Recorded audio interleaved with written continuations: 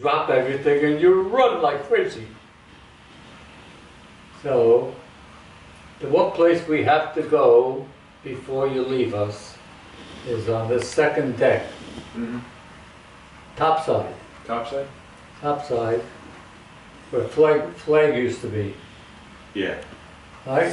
Okay. Topside? Yeah. Flag's still there.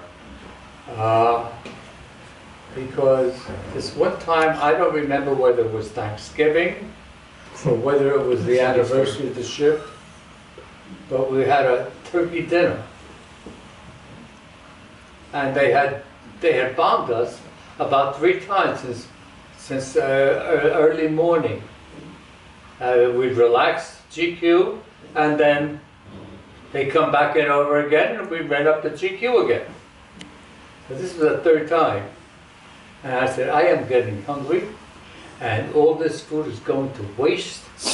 To hell with this garbage. I took that, we had tablecloth, took a tablecloth, wrapped that whole, as much as I could carry. All right, and not that I was a Tarzan or anybody like that, but I was able to carry my weight. And there I climb up, I look like Santa Claus, coming in the middle of February, whatever it was. And I get up to, now, on my GQ station was CIC, right above flag. Okay.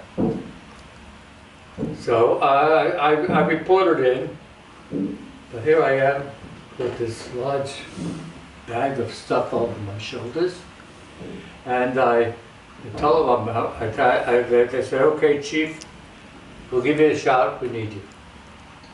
So I put down the outside ladder, and I'm sitting underneath that ladder, I'm munching some piece of meat, turkey or something, and this whole stuff is in front of me, and who comes walking out the side?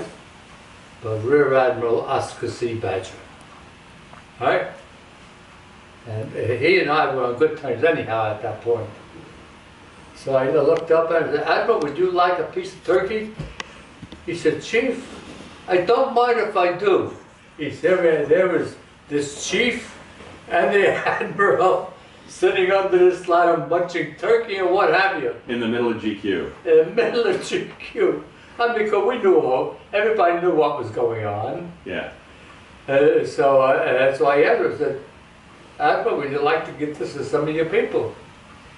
He said, Chief, that's a good idea.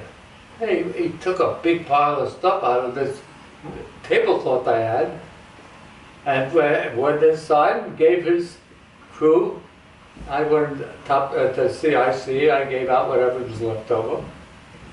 But that's me and Oscar Badger. That's very cool. This was a man, I don't know anything else about him except one outstanding characteristic. This man was able to cuss somebody out for 10 to 15 minutes and never ever repeat himself once. Now that's an art. I mean, that's a real art. Chief, not many people can do that. Chief, when I was in, there was a guy, now this is at the other end of the spectrum. He was a chief boatswain's mate. His name was John Gobo, and he's since passed on. Everybody I knew on the ship was scared to death of this guy. And he talked like this. And he was a real life Popeye. And I noticed what's going on over there, so I'm going to clean this up as much as I can. Almost literally, every other word the guy uttered was the F word. And I am not exaggerating. You have never heard so many uses in one sentence in your life.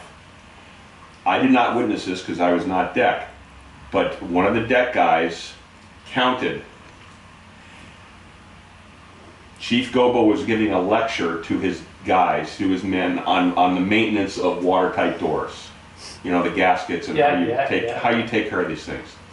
And it was, how long is a little chief's lecture like that going to be? 3 minutes? 4 minutes, something like that, that you're gonna stand there and give the guys the lowdown on something like a watertight door. That makes sense, right? I mean, it's not a half-hour talk. Right. It's just a few minutes. This is this is that, this is what I need you guys to do. And in that short period of time, whatever that very short talk was, he counted something like 50 or 60 usages of the F word. What amazed me, and I'm not joking, the guy talked like this, and it was F and this and F and that, and rah, rah, rah, rah, rah, rah. Somebody, I was at a reunion, we were talking about the chief, and they told a story where there had been a tiger cruise, you know, where you've got family members on board. And they were talking to the chief, and the chief was holding forth as effing usual, you know, rah, rah, rah, rah, rah, rah. And here comes family. And the chief, rah, rah, rah, rah, rah. Good evening, ladies, how are you today? Are you enjoying your cruise? Oh, very nice, nice. Well, thank you for coming aboard and enjoy the rest of the trip. And as soon as they were out of earshot, I was back to being Popeye again, damn it. And he was a real character. He was really something. And I didn't know him well. In 2005, we had a reunion up in San Francisco. And Chief was there. And I finally, for the first time, sat down and talked to him. You know, this is after 40 years, you know. And you tell the stories of, like, man, I was scared to death of you and all that kind of stuff. And he was just so mild and gentle. Of course, he was, you know, pushing 90 by that time too. But yeah, Chief Gobo, yeah. He was something. Was in the Navy something close to 40 years. Yeah. Might have been more. He lied about his age and got in on the end of World War II and was still on active duty when I was on active duty in 1972 and got out a few years after that. So. Yeah, Chief Master Arms, he had gold braid all from the wrist all the way up to his elbow. Yeah.